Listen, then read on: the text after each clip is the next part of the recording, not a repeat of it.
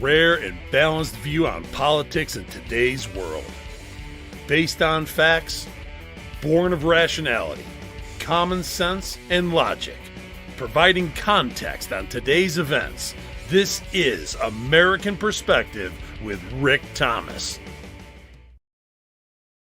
Hello, everyone, and welcome to American Perspective. I am your host, Rick. And wow, holy smokes. We had this huge event on Saturday, which, of course, was the attempted assassination of Donald Trump. And coming Monday, I figured, 72 hours, 24, 36, whatever, we'd get some stuff coming in and, the whole news cycle would be taken up by Trump. And, yeah, that didn't happen. Oh my gosh. It has been like drinking from a fire hose here today. I have been buried in all kinds of things, not only for the show, but also some other personal stuff going on as well. Projects that I have yet to complete that I've been trying to get done, and they have they're coming to fruition. Hopefully after the show, I'll be able to get one of them off my plate completely. But it even more so, we have all kinds of news, and more news coming right up here in just a few minutes. But first, I want to tell you about this fantastic place that you can go to get fantastic American Perspective gear. You can go to store.americanperspective.online and pick up logoed gear, logoed shirts like this one right here. Oh, I can't see myself. There we go. You can get a logoed shirt like this. This has just been sitting there. I just got this in. So that's one version. This, of course, is my regular one. And then we have the alternate version here in the white, which I have here. And I have also this version in gray. You can see that. Hopefully I can't see myself. So here we go. There's this version in gray. And yeah. And then, of course, the fantastic and absolutely wonderful black with the regular logo in black. You can go to store.americanperspective.online today and find all of those, plus the same logos and stuff in all kinds of shirts, sweatshirts, hoodies, tank tops, etc. Go to store.americanperspective.online. I haven't really been pushing it because honestly, I've been sort of a little nervous about it. And things like that, but there it is. I'm now wearing my own logoed shirt for a show. So there you go, store.americanperspective.online. And there you go. So, all right. And that pretty much does that. Now, let me see. Who do I have on tap for the pledge? I think I have our Rumble's very own buddy on tap for the Pledge of Allegiance tonight. So if you are of mine, please stand, remove your hat, like myself, and put your hand over your heart, of course, while we have Buddy lead us in the Pledge of Allegiance. I hereby pledge my allegiance to the flag of the United States of America and to the republic for which she stands, one nation under one God, indivisible, with liberty and justice for all her citizens. So help me God. All right. Thank you for that, buddy. That was fantastic. As always, if you would like to get your version of the Pledge of Allegiance done here on the show, record yourself doing it, send me that audio recording, and you can send it to fans, F-A-N-S, at americanperspective.online. That's fans at americanperspective.online. Now, Amy brings up a really good point here because of the fact that the show has changed from Whiskey Musings over to American Perspective. She asks, is my Whiskey Warrior shirt going to be worth money now? Only if I become super famous and either super rich and or super dead. So all three conditions have to go into place. Anyway. Oh, I wish it could be worth money. I mean, it's probably not worth much more than the shirt that it's on. At least at this point. But anyway. All right. That just kind of tells you how long some of these folks, some of my wonderful Whiskey Warrior P1 fans have been around. I know there's several that are out there that have been here since long before the beginning. So anyway, and it is, by the way, just so you know, the Whiskey Warrior or the Whiskey Musings logo shirt stuff is still available. You just go to store.whiskeymusings.online instead of storeamericanperspective.online and you'll find it. You can also go to store.americanperspective.online and you'll find a link within one of the items that will take you to the old Whiskey Musings store. So it's still alive. It's still functional. And you can still get them. In fact, I think even Nana of JJS says, I still love my Whiskey Musings tube top. I still think that that's actually available, which, by the way, that isn't a tube top, it's a gator, but it works for her as a tube top. And she sent me the pics to prove it. So anyway, so there you go. So there you go. You can go ahead and go, all right. Let's go on with just some wonderful stuff. Oh, I am drinking tonight. I'm drinking Jack Daniel's ginger ale, and it's green. So that's why it's seeing the flag behind it, because of course that label is green. But anyway, it's Jack Daniel's ginger ale.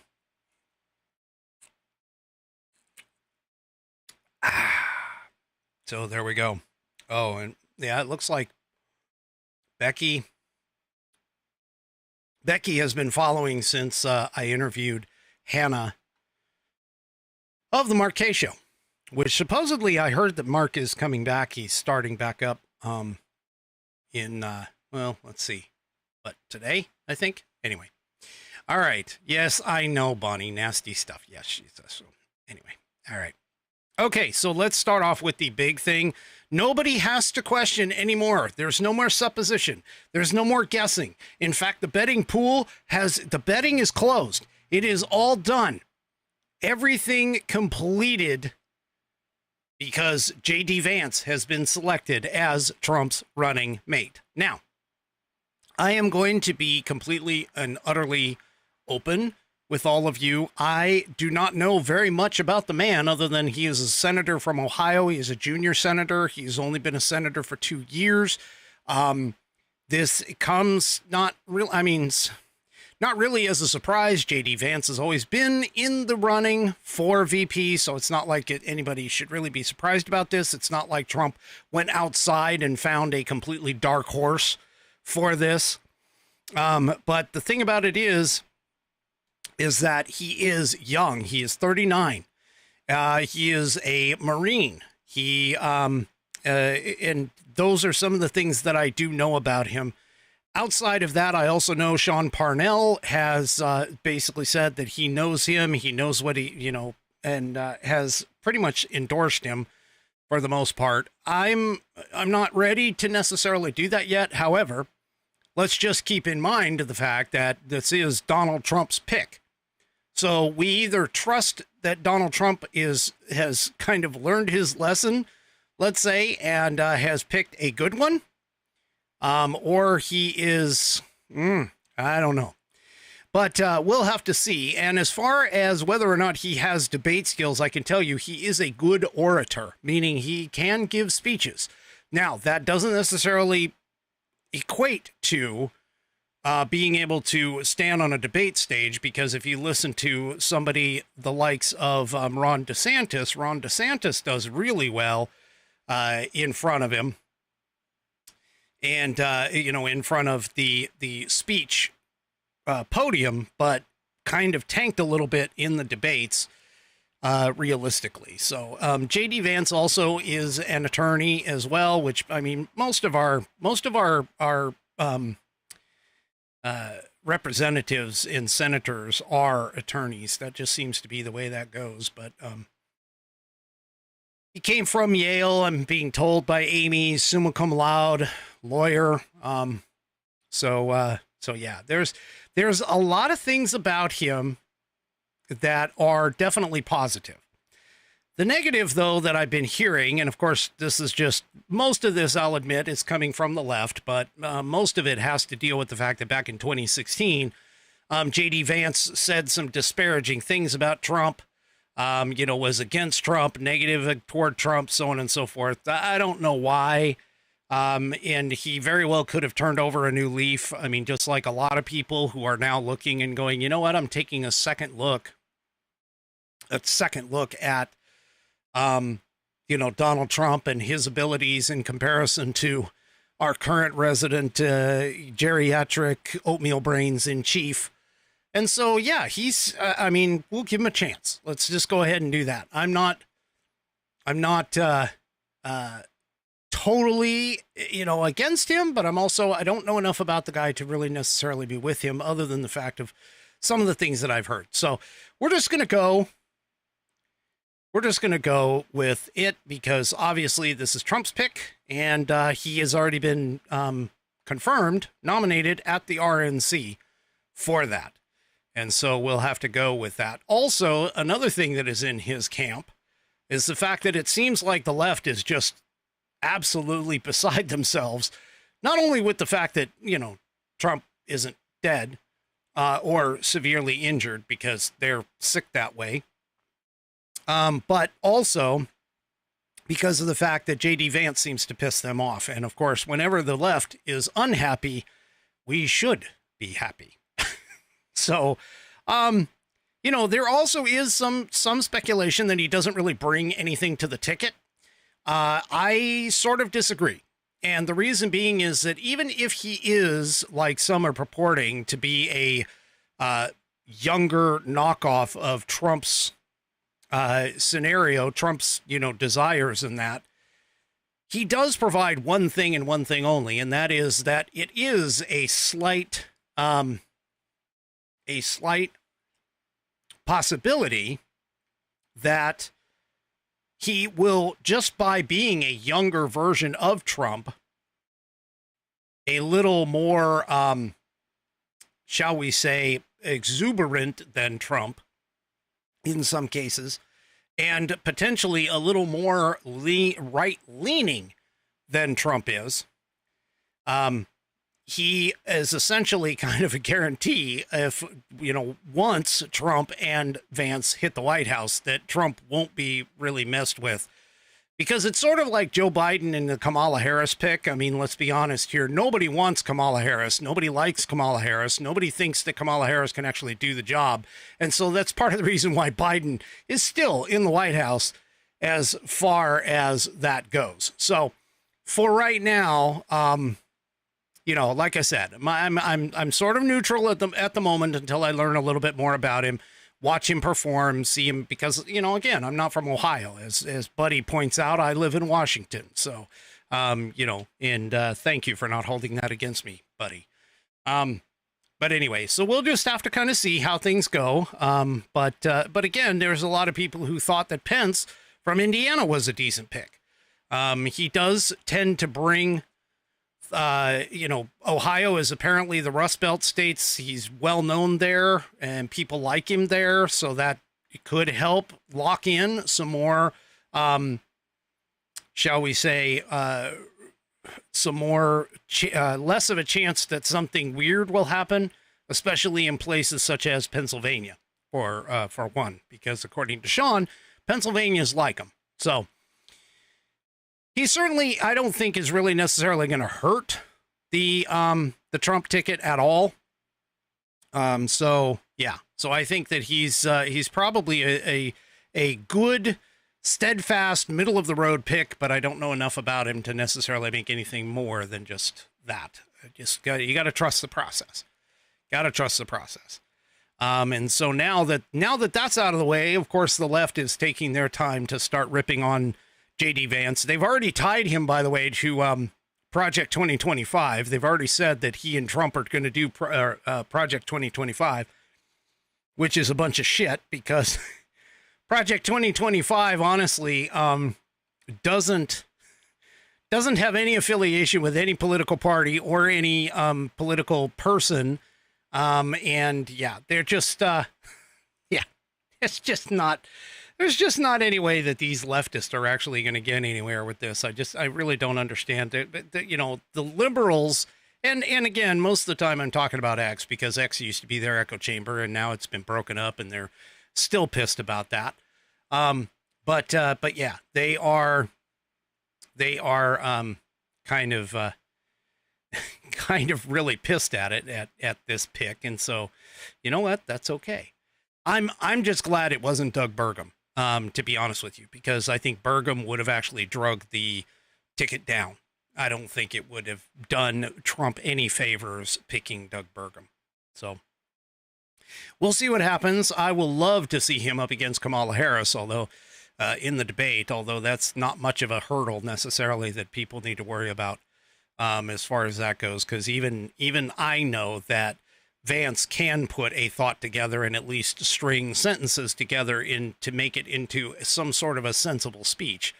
So he's already got Kamala Harris above that right now. Plus, I don't think J.D. Vance will bend a knee. Excuse me. All right. So let's move on to the next big thing that popped this morning. And oh my gosh, this is a big one. This has got so many people on the left freaking pissed off, like totally pissed off about this. And honestly, I mean, I've talked about it here. We've talked about it on the show. I read some of Clarence Thomas's points about this particular situation in the concurring opinion that he issued for the Trump immunity case. And I honestly think that this isn't even a questionable thing. Like I said, I felt that Thomas was actually talking directly to Eileen Cannon in that concurring opinion to kind of clearly point out that Jack Smith needs to go away because Jack Smith was unconstitutionally appointed. And that is exactly what happened this morning. Eileen Cannon has dismissed Trump's entire Florida classified documents case. And should that be held up, by the way, because we already know it's going to get appealed. It's going to go to the 11th District Court or the 11th Court of Appeals. I can't remember what they call them. But anyway, the 11th Circuit Court. That's what it is. The 11th Circuit Court. And the 11th Circuit Court, whether they uphold it or not, it'll get appealed again, and we'll see it up against SCOTUS. The funny thing about all of this, of course, is that this is not going to happen before the election. Okay, so this is pretty much done with. And to be honest with you, Chutkan's case, as well as any other case that Jack Smith has been working on in this particular special counsel role, should all be kicked to the curb. Kicked to the curb. Okay. And so, yeah, this is exactly the kind of shot in the arm that we honestly have been needing for quite some time. And I had a feeling this was going to happen. Just because of the way that it came about, the way that, Clarence Thomas put it out there, put it all in front of everybody. And while none of the other justices on the Supreme Court actually concurred with him in his opinion regarding Jack Smith's appointment, I don't think they didn't concur with him because they didn't agree with him. I actually think they didn't concur with him because they all felt, well, that isn't really pertinent necessarily to this case. And so you can put that out there, but we're not going to necessarily jump on the bandwagon until it comes up. And in which case, this will eventually end up there should the Department of Justice continue down that path. But honestly, all of this needs to go away. This is just ridiculous. It was all lawfare. It is failing, every single one. I'm not exactly sure where the Engeron case is. I know the whole Fani Willis thing has been up in arms and is probably going to go away. So all of that stuff, everything is going to go away eventually, I'm sure. It'll all just sort of fade into the background, as it should.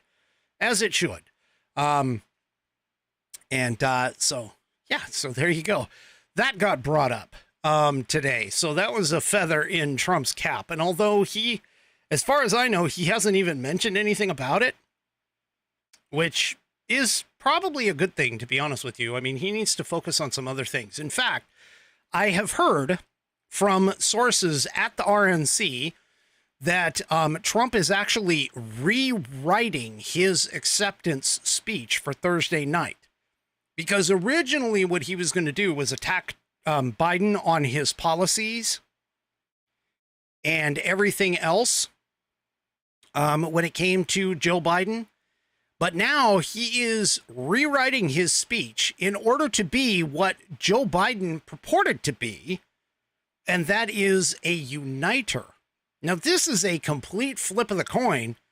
And believe me, I mean, Saturday, for as horrific as it is, which we're going to get into that here in just a little bit more detail. I talked a little bit about it on Saturday, had a bunch of things confirmed of my thought process on Saturday. But now what we're going to be dealing with is a whole new ball game. This is a completely new campaign from the standpoint of the Trump administration, because they can choose to go a couple different ways. They can either go full scorched earth, which realistically won't do anything but, I think, take out the independent vote, which is what Trump is going to need in order to win. Or, and this is more likely and more in line with the direction that I'm hearing that they're going, Trump is going to go with, we need to unite this country.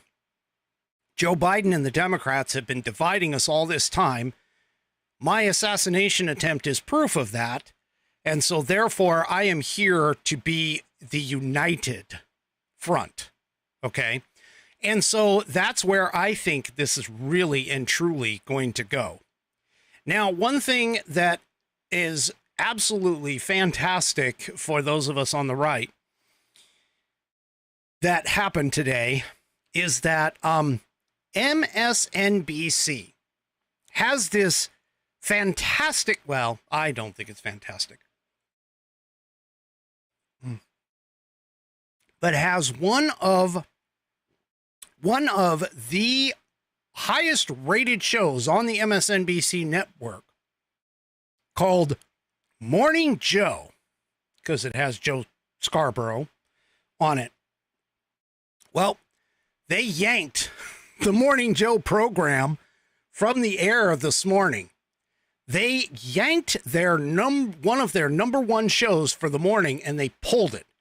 The reason being is because they were too afraid that the guests and some of the information and stuff that was going to be talked about was going to be potentially inflammatory, considering Saturday's attempted assassination. Now, that I'm going to tell you, that is nothing but a really good thing, okay?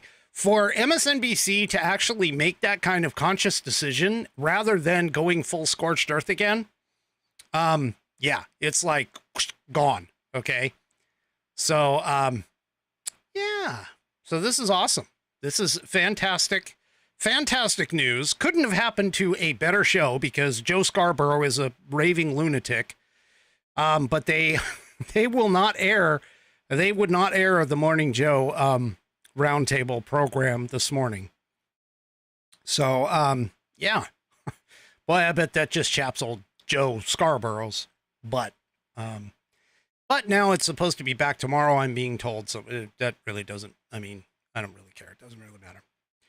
Another good thing that came out of this Trump assassination is the fact that now Politico reports that Biden has finally stopped holding back Secret Service protection for RFK Jr. Biden finally got to his senses and said, you know what? It would really look bad on us if RFK got shot or killed. So they decided to take the better path, although for Democrats, that's like, pulling teeth, but they decided to take the better path and issue Secret Service protection to RFK Jr. Now, for those of you that don't know, even though RFK is not a presidential, person or person of the protectees, they do, during the election season, they will extend Secret Service protection to candidates, potential candidates. And that's why it was really kind of odd that Joe Biden was not allowing his Secret Service to extend to RFK Jr. Probably due to spite, because he felt like RFK being in the race was going to pull votes from him, which is true.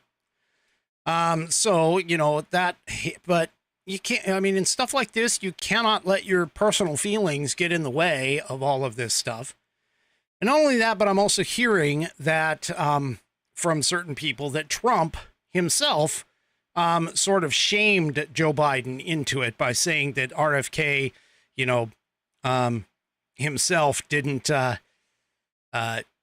have Secret Service protection and should. So, obviously this whole thing with the Secret Service and Trump's attempted assassination, so on and so forth, all of this is coming to, some good things are coming out of it, even though Trump himself was attacked and we could have lost him on Saturday.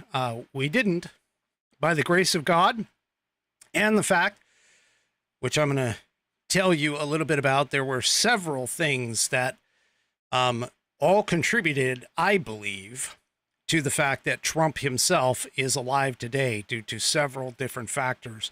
Not to mention that I believe that all of those factors were influenced by divine intervention. But looking at it from a factual standpoint, there's some of those things that I will tell you here in just a few minutes, here in just a couple minutes, about in terms of the way that I see how things broke down. Okay, so before I move on, I do want to tell you about this absolute wonderful thing which the Democrats hate because it keeps thwarting them, and thank goodness it does, because our wonderful country is built and based on the foundation of the Constitution of the United States. And you can get this fabulous pocket-sized Saddleback leather-bound U.S. Constitution by going to constitution.americanperspective.online. That's constitution.americanperspective.online to get you this fantastic 1/8 of an inch Saddleback leather wrapped around pages that are tear and water resistant, all bound by a actual stitched binder. This is not cheap glue holding this together. This is an actual stitched binder that goes all the way through the leather and holds this fantastic booklet all together. It is Buddy tested, Buddy approved, Billy tasted, Billy approved, and my youngest whiskey warrior has made sure that the contents inside, which are amendments, including amendments in numerical order, all in Roman numerals, and written with a nice little script in there too, that it is all factually accurate and able to pass your civics exam and get your badge in Scouts. It has sexy rounded corners, according to my Rumble folks, and they say that when you stick it in your back pocket, you don't get poked by those rounded corners. So do yourself a favor, grab this hot little item. Go to constitution.americanperspective.online and make sure to get yours today. And, you know, get one for your liberal friend too, because they are getting a literal master class in constitutional constitutional law right now. Right now. Okay. So, here we go. All right. So let's take a quick moment and let's talk a little bit about, now that we have some more facts, some more evidence, some more video that has come out, some of it raw, some of it not. And we have some more information going on about what happened on Saturday. So here is an image. This is in the Epoch Times. Okay. But here is an image of the grounds where the events of Saturday occurred. And I've got a couple other graphics here that I'm going to show you. But the key here that is probably one of the biggest questions, honestly, of the entire situation is the fact of this building. The way it's opposite of me, it's up in the other corner with a yellow box over the top. It says location of suspected shooter up there. He's no longer suspected. That was him. But the thing about it is that that building is within, about 130 yards-ish, 130, 140 yards away. Well within the range of this potential, and I believe, I personally haven't seen anybody identify the weapon yet, but I'm pretty certain it was an AR-15 or an AR-15 derivative. But that being said, this individual went and climbed up onto the roof of this building, was seen by spectators. And that's the thing. In fact, I've got some video here showing you that in just a moment, where you actually see him prior to him taking the shots. And there's even a report that a police officer engaged with the subject before taking shots on the president and the crowd. Now, you also can see in the upper corner above my head here, farther above my head at the top of the page, the sniper positions, which was on the red building that you can see, the red barn building that you can see there, and you can see that sniper position. Now, just so you understand from what, small amount of experience that I have with stuff like this, if the shooter was prone on the roof, and the roof does have a slight angle to it, the shooter could have presented a low enough profile to make it such that the sniper on the opposite roof, the Secret Service sniper on the opposite roof, could not get a clean enough shot.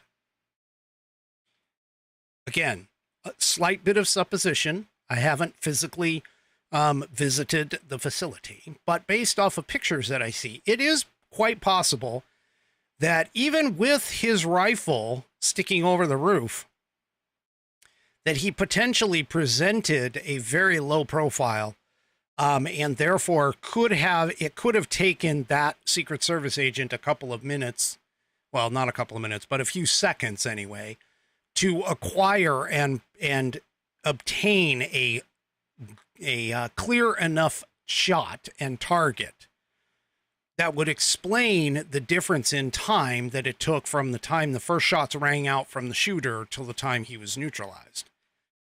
Now, I'm siding on the error of caution. There are some other people in the space who are all basically saying something fairly similar, but are a little bit more critical with it. But the thing about it is that there's a report out, and unfortunately I heard it, but I haven't been able to actually see it in print or verify it in any other way.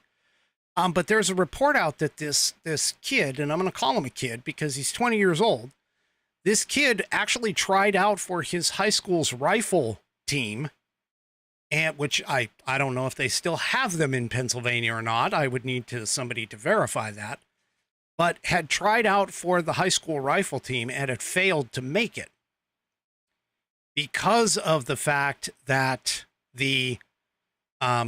that his shot was so bad that he couldn't actually hit the target. So realistically, I mean, if that's the case, that would be one advantage that Trump was able to take advantage of at the time. But let's go ahead and kind of walk through this just really quick. So at 6:02 p.m., Trump took the stage. At 6:11, Trump is speaking. Now, here's another thing that he did, and this is according to Sean Parnell, who was there, not much more than like 20 feet away from where Trump actually was that Trump said that he wanted to go off script.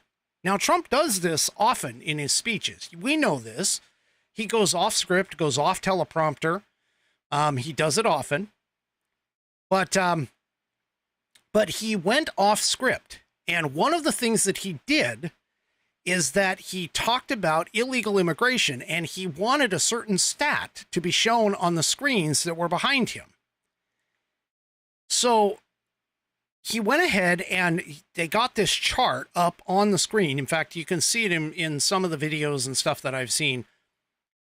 You can see it. But what you also see is you see Trump pointing back toward the screens. And when he does do this, he actually goes and like tilts his head slightly as he's trying to turn back toward the screens. And it's when he does that that the shot rings out. And that also, Trump 2, shooter 0. Trump ends up with only his ear being grazed because of the movement of his head at that particular moment in time. Therefore, that is another thing that happened that I think could be considered divine intervention because of Trump's actions at that moment. Now, 6:11, 32 seconds, shots are fired. And it's right after Trump said, if you want to see something really sad, look what happened over. And as I'm telling you this is exactly his motion at the time, is he's look what happened over, and he turns his head. And he points to the Jumbotron, and it's just enough. He cocked his head just enough to get that additional space for that firing. Now, after he feels the round go through his ear, which, by the way, here's a photo of the round going by him after it hit him in the ear. This was a photo that was taken by a photojournalist who was right there at the time snapping photos, and how this happened. It's in this red circle right above my head, a red elliptical right above my head. You can see the air and the air splitting around the actual round itself after it had passed by Trump's head. And it's a little misleading here because I actually think it's a little higher than that, but because it's kind of hard for us to analyze angles and things like that from just a photo, I can tell you this is one round that went by. And it's not just this one either. Hang on just a second. There's also another round of series of shots of pictures. And you can see that picture that I just showed you with the round going by his head on my right, your left, far right, my far right, your left. And then you see Trump touch his ear, and you see his hand come away with the blood on his ear, or on his hand, sorry, from his ear. Okay, so this is, I mean, talk about timing and everything. Now, this is from a gentleman who is last name of Mills, works for the New York Times, who posted this on X. And that's just amazing, folks. Just absolutely amazing. I want to see if there's another photo here. Okay. All right. So those guys are good. Okay. So, in terms of where everything was when it happened, I've done this small little diagram here. It is on Google Earth. And so as you can see, I have the red line that you see in the diagram here is the approximate location of where the shooter was on the roof at the time that the shots were taken. And it ends at approximately the location where Trump may have been on the stage. Now, I don't have accurate placements, so don't quote me on this, but this is a rough approximation of where the shooter was at the time. The green line, the bright green line that you see, that is from where the snipers that were on that red barned roof and took the shots back at the sniper himself were located. And I also have a yellow circle. This yellow circle indicates where some individuals who were outside of the rally, outside of the fence, and what they saw, and saw him crawling up on the roof. And so this area in the yellow is approximately where those people were standing when they started calling out and asking for police assistance. Now you can kind of see there's a group of buildings clumped together up there. And if I zoom in here, you'll see there's a bit of what appears to be an alleyway of some type in between the two buildings. This is how the shooter was able to come up behind the building and get up to where his perch was to be able to fire on the president without necessarily being seen. Now, of course, the one big question is whether or not this building was not only cleared, because I think it was, I'm fairly certain it was cleared, but the fact that they didn't leave a Secret Service agent on the roof once it had been cleared is a big question that a lot of people in Congress and such are going to be asking in terms of this particular event. I'm positive that will happen. So that kind of gives you an idea of the layout. Now, Sean Parnell was talking about being able to see not only the building roof, but also this water tower that's over here. And his thoughts were that there was potentially a second sniper possibly on that water tower at the same time. In fact, he originally thought that came from the water tower, which would make sense. I mean, the water tower is pretty high and it would have had a decent angle on the president, or sorry, former President Trump. He's not president yet, but I'm sure he will be. However, the better spot definitely, as far as like a sniper position, much closer, much easier to hit from because it's even hard for a mediocre sniper or mediocre firearms person to be able to shoot downhill as well. So this is some interesting kind of scenarios here for that. All right, let me so just kind of keep that in mind as we're talking about the rest of this. So let's take a look at, here is a video. Now this came out, this is actually from ABC News Australia, and it's on YouTube, but you can see at the very top of the picture, underneath the word search, you can barely see the butt and foot of our guy, the shooter guy, going and trying to crawl. Now, the next frame, you can't see anything, but the following frame there, if you look toward the top again under the word search up there at the top, that's your shooter getting ready to bear crawl. He popped up and he was getting ready to bear crawl. Now, when you view this video at normal speed, you can kind of see where I think the individual's feet were actually slipping on him. And he was slipping on the roof, because those roofs, if they're a metal roof, they very well could, especially in the heat, could have had some condensation on them or something along those lines and made them slick. Because it looks like when you run it at full speed, it looks like he was having a hard time getting up. So he probably couldn't get up to the point that he wanted to. Now, I told you there was a story that came out with regards to the potential police officer confronting the Trump shooter. Now, this is from AP, but it comes from Red State.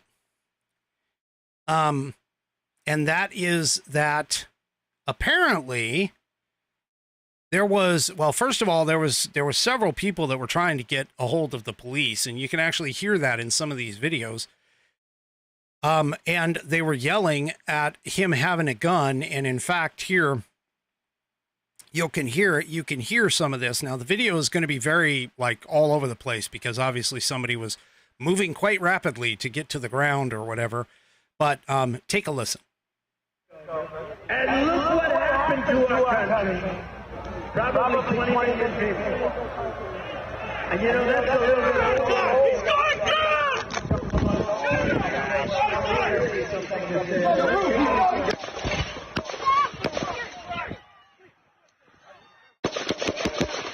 Stay over here.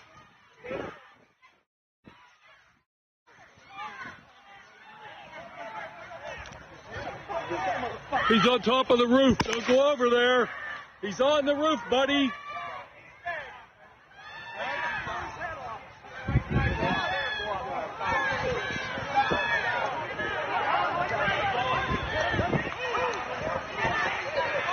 He's dead. I just seen his hair go up. They shot him in the head.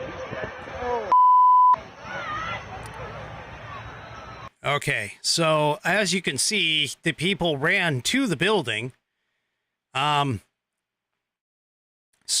Anyway, but here's another disturbing report from the Associated Press. There was apparently a local cop that claimed that he climbed a ladder to confront the assassin, and the gentleman, the shooter, went and turned his gun on him, and the cop retreated down.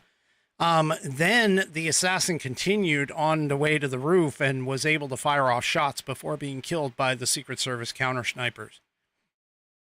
Now, there's a couple of things that I want to point out to this.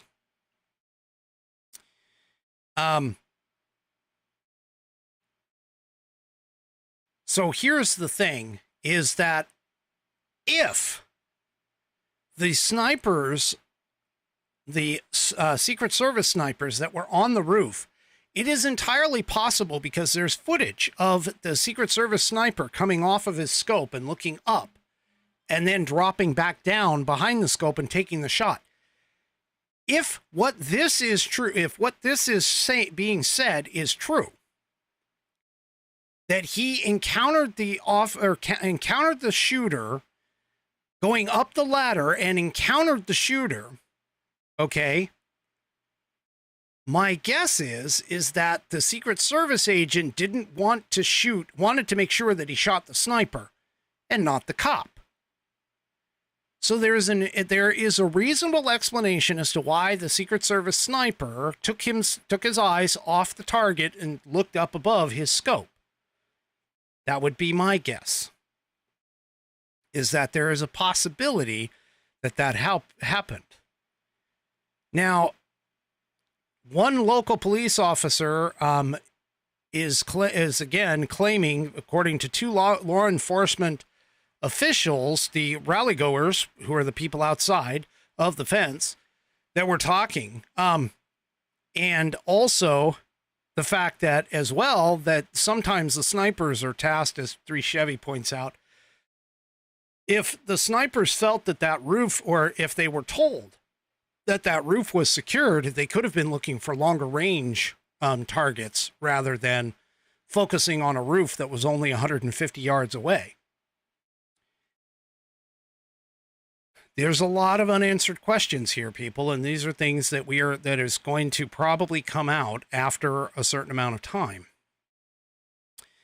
But the thing about it is that these initial reports are kind of, they don't look good for the law enforcement community.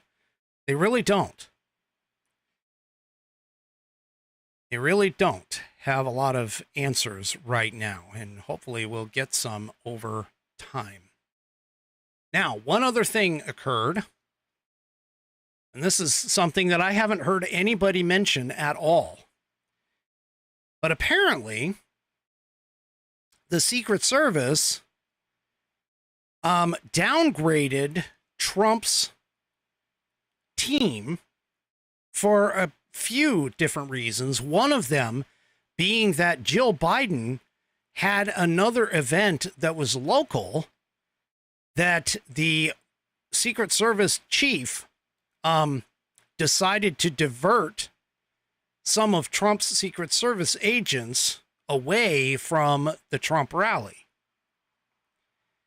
Now, assuming that this is true, the chances of Jill Biden versus Donald Trump being a target, I think, are exponentially in Trump's favor there, unfortunately.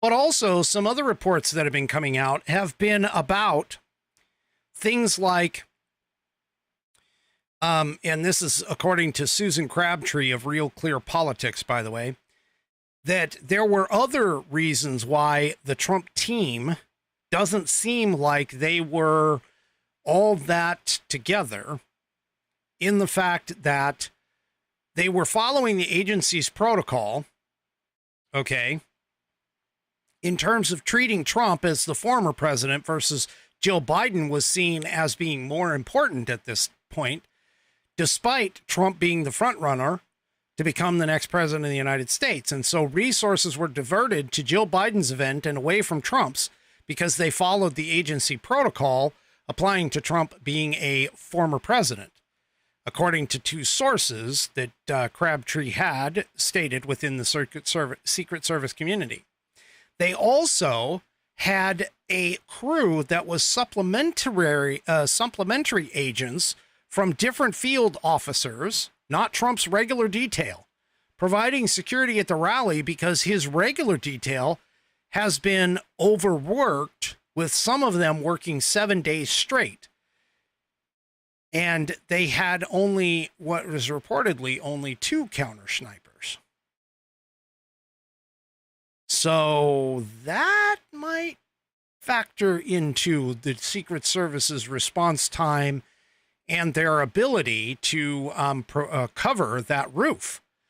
That it could have just, honestly, it could have just fallen through the cracks. I mean, not necessarily to anybody's, specific fault.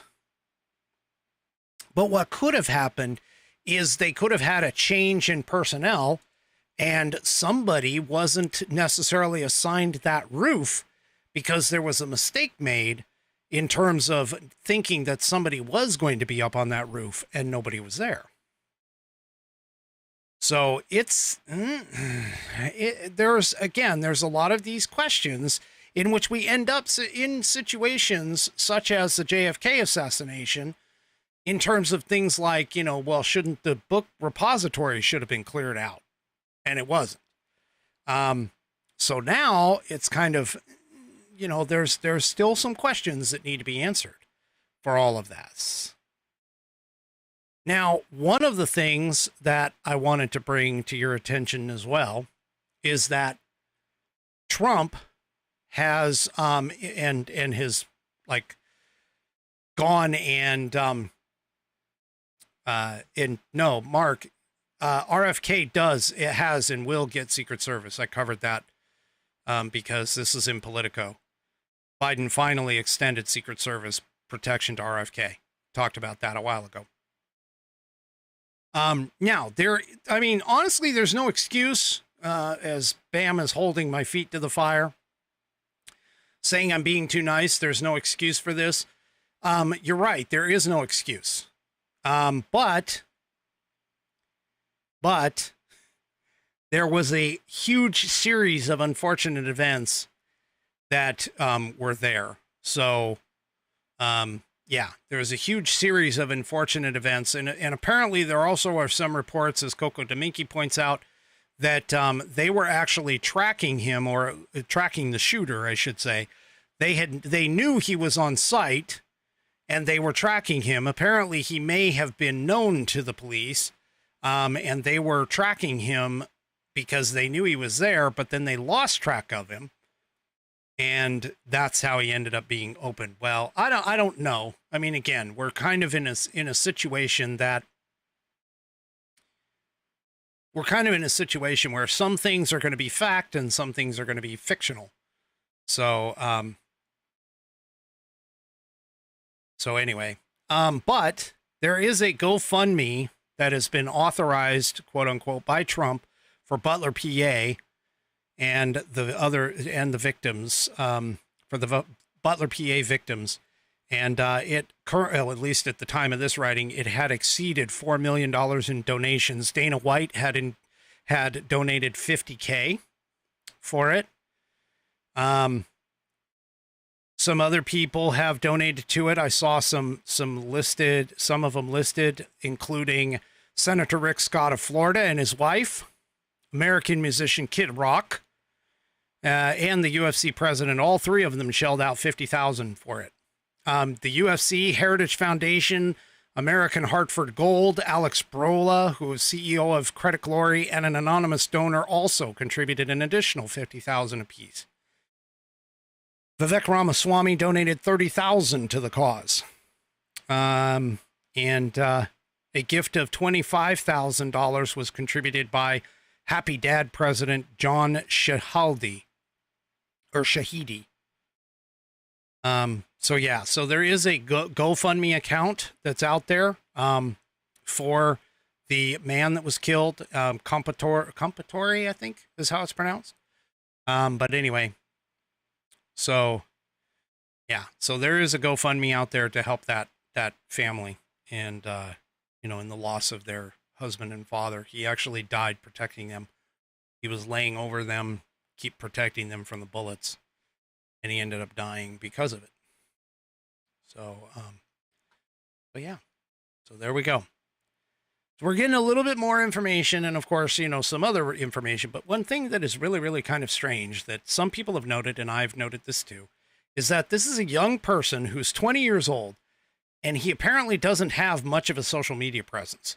In fact, the only social media outlet and it isn't even really much of a social media outlet that's been talked about that he had an account on, is,